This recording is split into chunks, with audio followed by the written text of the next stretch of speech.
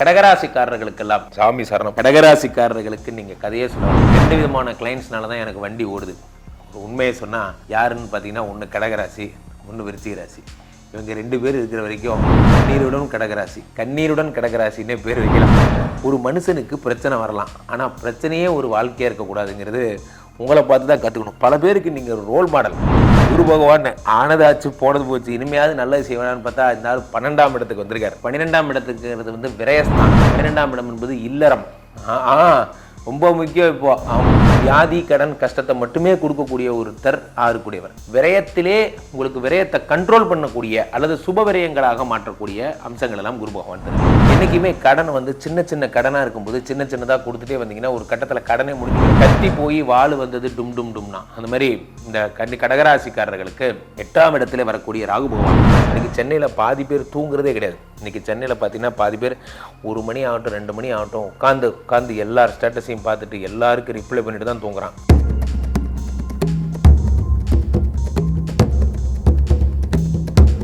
உலகெங்கிலும் இருக்கும் பக்தி இன்ஃபோ நேயர்கள் அனைவருக்கும் வணக்கம். நான் உங்கள் ராம்ஜி.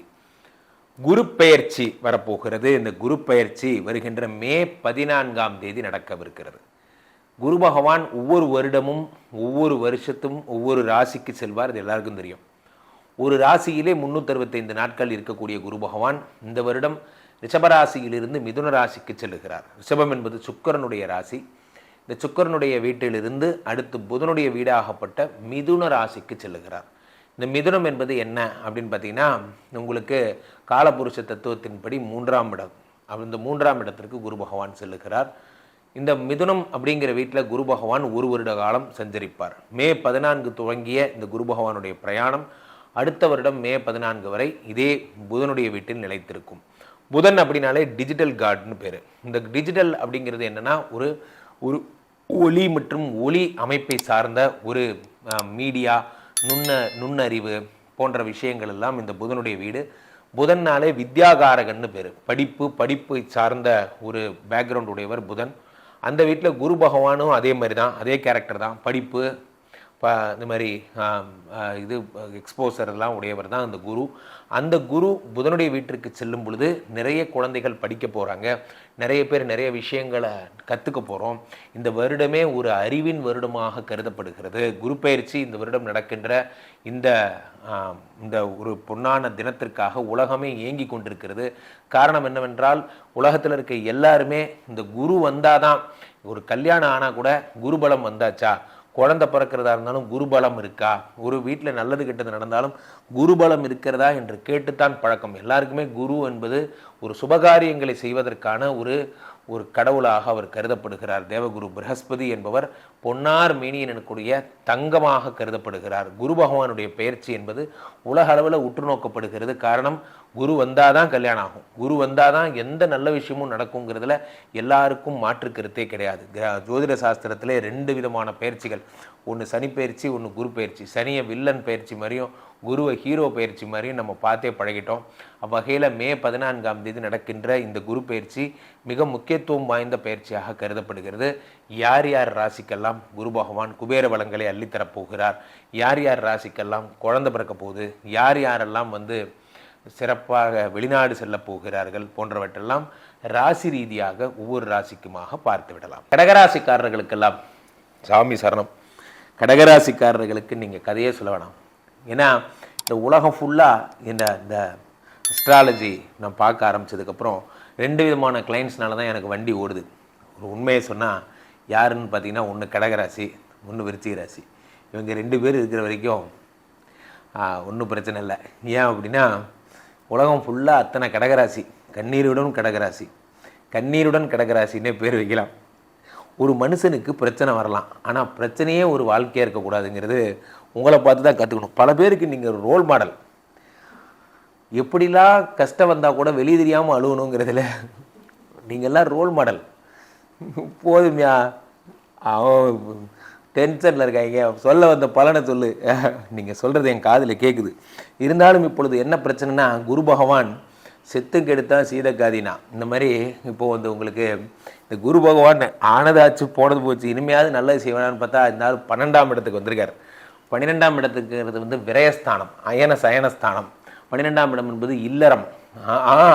ரொம்ப முக்கியம் இப்போ. ஆமாம், 12ஆம் இடத்துக்கு வந்திருக்கார்.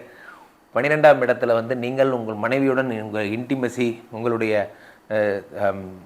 டிசைர்ஸ் இது எல்லாத்தையும் சாட்டிஸ்ஃபை பண்ணுற இடம் இந்த 12ஆம் இடம். இந்த 12ஆம் இடத்திற்கு குரு பகவான் வந்திருக்கார். சார் இப்போ நாங்கள் இங்கே சாப்பிட்றது இங்கே வந்து நாங்கள் வந்து இங்கே பொழப்புக்கு கஷ்டம்னு சொல்லிட்டு இருக்கோம், நீங்கள் இன்டிமெசி பற்றி பேசிகிட்டு இருக்கீங்க.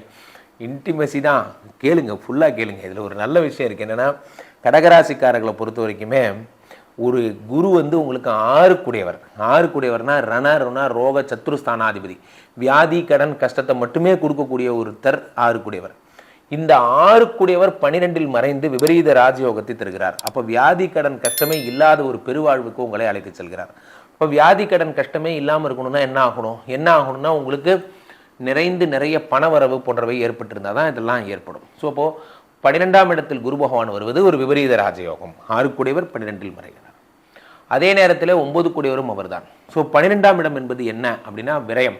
விரயத்திலே உங்களுக்கு விரயத்தை கண்ட்ரோல் பண்ணக்கூடிய அல்லது சுபவிரயங்களாக மாற்றக்கூடிய அம்சங்கள் எல்லாம் குரு பகவான் தருகிறார்.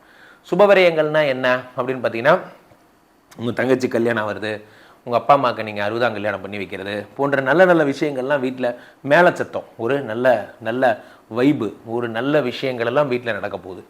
காரணம் என்னவென்றால் இந்த குரு பகவானுடைய 12ஆம் இடத்து மறைவு. 12ஆம் இடத்தில் இருக்கக்கூடிய குரு பகவான் 5ஆம் பார்வையாக 4ஆம் இடத்தை பார்க்கிறார், 7ஆம் இடமாக 6ஆம் இடத்தை பார்க்கிறார், அதே மாதிரி 9ஆம் பார்வையாக 8ஆம் இடத்தை பார்க்கிறார். நீங்கள் எதேச்சியாக நினச்சிக்கிறீங்க குரு பகவான் வந்து 7ஆம் பார்வை 6ஆம் இடத்தை பார்க்கறது சாதாரண விஷயம்னு. கடனை குறைக்கக்கூடிய விஷயமாக இந்த குரு பகவான் பார்க்கிறார்.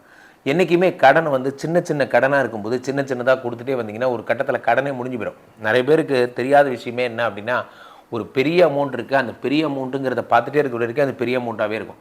அதை சின்னதாக உடச்சி அப்பப்போன்னு கொடுத்துட்டே இருந்தீங்கன்னா அது கரைஞ்சி அந்த கடனை எல்லாம் போயிடும்.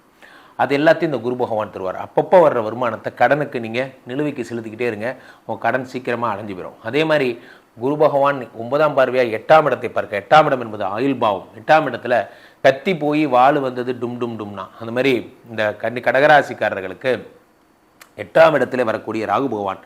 இந்த ராகுவை யார் பார்க்கிறாருன்னா குரு பகவான் பார்க்கிறார். குரு ராகுவை பார்க்கும் பொழுது என்ன ஏற்படுகிறது என்றால், உங்களுக்கு வந்து குரு சண்டால யோகம் ஏற்படுகிறது. வாகனங்களில் செல்லும் பொழுது விபத்துகள் போன்றவை வராமல் இருக்க உங்களுக்கு அனுகிரகம் கிடைக்கிறது. 9ஆம் இடத்தில் 8ஆம் இடத்தில் இருக்கக்கூடிய ராகுவை குரு பார்க்கிறார். குரு ராகுவை பார்க்கும் பொழுது வண்டியில் ஆபத்து, ஆக்சிடென்ட் பீரியடே ஆனாலுமே இந்த ஆக்சிடென்ட் வந்து உங்களுக்கு ஆகாத படிக்கு உங்களை காப்பாற்றுகிறார். ஸோ இந்த குரு 8ஆம் இடத்தை பார்க்கும் பொழுது அசட்ஸ் போன்றவற்றை உண்டாக்குகிறார், நிலைச்சொத்து போன்றவற்றை உண்டாக்குகிறார். இப்போ இந்த ப்ராவிடென்ட் ஃபண்டு, இந்த எல்ஐசி பாலிசிகள், அதே மாதிரி வந்து நிலைச்சொத்துன்னா வேறு என்ன சொல்லலாம்னா உங்களுடைய பூர்வீக சொத்துக்கள், இதை இன்றைக்கி விற்க முடியாது ஆனால் அசட்டு என்னைக்காக இருந்தாலும் நமக்கு சொத்து தான் அப்படிங்கிற மாதிரியான விஷயங்கள் எல்லாத்தையும் குரு பகவான் உங்களுக்கு மீட்டு தருகிறார். அந்த சொந்த ஊரில், சொந்த இடத்துல, சொந்த நிலத்தில் உங்களுடைய சொத்து எதுவோ அந்த இடத்துல உங்களுக்கு வாழ்வதற்கான வழிகளை உங்களுக்கு குரு பகவான் பண்ணி தருகிறார். 12ஆம் வீடு என்பது உறக்கம். 12ஆம் வீடுங்கிறது டிப்ரெஷன். இன்றைக்கி சென்னையில் பாதி பேர் தூங்குறதே கிடையாது. இன்றைக்கி சென்னையில் பார்த்தீங்கன்னா பாதி பேர் 1 மணி ஆகட்டும் 2 மணி ஆகட்டும் உட்காந்து எல்லார் ஸ்டேட்டஸையும் பார்த்துட்டு எல்லாருக்கும் ரிப்ளை பண்ணிட்டு தான் தூங்குறான். அது என்னமோ தெரில, அது ஒரு வியாதி மாதிரி ஆயிடுச்சு. இந்த மொபைலில் கையில் வந்ததுக்கப்புறம் மொபைலை கீழே வைக்கிறது தான் டைம். அது 1 மணியா 2 மணியாங்கிறதெல்லாம் மொபைல் பார்த்து முடிவு பண்ணுறது தான். ஸோ அதனால் அதெல்லாம் நீக்கி உறக்கத்தை தருகிறார். அதே மாதிரி இல்லற வாழ்க்கையில் இன்பங்களை தருகிறார். ஆக கடகராசிக்காரர்களுக்கெல்லாம் இந்த குரு பயிற்சி மிகுந்த சந்தோஷங்களையும் மகிழ்ச்சியும் மன மகிழ்ச்சியும் தரப்போகிறது. கீழே போயிட்டு இருக்க 2 நம்பரை கூப்பிடுங்க, உங்களுடைய சொந்த ஜாதகத்தை பார்த்துக் கொள்ளுங்கள். உலக புகழ் வாய்ந்த நமது ஸ்ரீமடத்திலே தினசரி நடக்கின்ற விஷ்ணுமாயா ஹோமங்களில் கலந்து கொள்ளுங்கள். மீண்டும் ஒரு நல்ல பதிவில் சந்திப்போம். நன்றி, வணக்கம்.